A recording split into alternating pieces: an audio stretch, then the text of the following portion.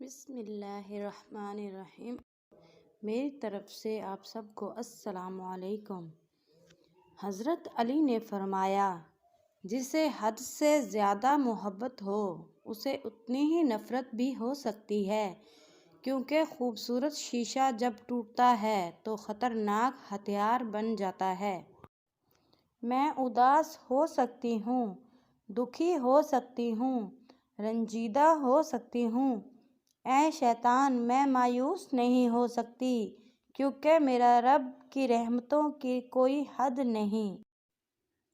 رشتوں کو اسی خوبی سے نبھاؤ جیسے شہد کی مکھی پھولوں کے رس بھی لے لیتی ہے اور ان کا نقصان بھی نہیں ہونے دیتی۔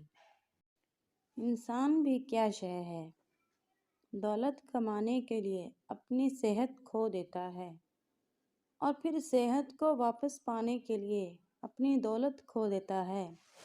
مستقبل کو سوچ کے اپنے حال ضائع کرتا ہے، پھر مستقبل میں اپنے ماضی کو یاد کر کے رو دیتا ہے۔ جیتا ایسے ہے جیسے کبھی مرے گا ہی نہیں، اور مر ایسے جاتا ہے جیسے کبھی جیا ہی نہیں۔ خالق سے مانگنا سنت ہے، اگر دے دے تو رحمت، نہ دے تو حکمت۔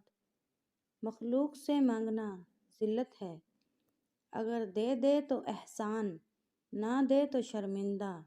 جہاں چار لوگوں میں بیٹھ کر آپ مزے لے لے کر کسی غیر کی موجودگی شخص کی برائیاں کرتے ہیں، یعنی یقین جانیے آپ کے وہاں سے اٹھتے ہی آپ کی بھی برائیاں شروع ہو جاتی ہیں۔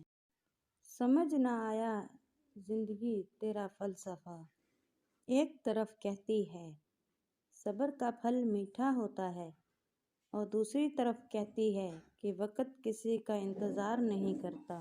جہاں نماز پڑھتے ہو اس جگہ تھوڑی دیر بیٹھ جاؤ تاکہ بدن کے تمام حصوں میں سکون پیدا ہو جائے، پھر نماز کے لیے کھڑے ہو جاؤ، اس طرح کہ یہ خیال کرو کہ کعبہ تمہارے سامنے، پل صراط تمہارے پاؤں کے نیچے، جنت تمہارے سیدھے ہاتھ کی طرف، جہنم تمہارے الٹے ہاتھ کی طرف، اور موت کا فرشتہ تمہارے پیچھے کھڑا ہے، اور سمجھو کہ یہ تمہاری آخری نماز ہے۔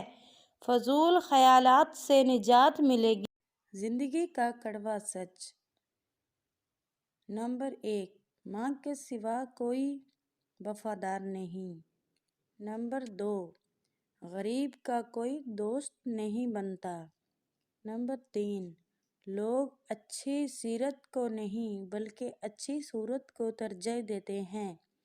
نمبر 4، عزت صرف پیسے کی ہے، انسان کی کوئی عزت نہیں۔ نمبر 5، انسان جس شخص کے لیے دل سے مخلص ہو وہی شخص زیادہ دکھ دیتا ہے۔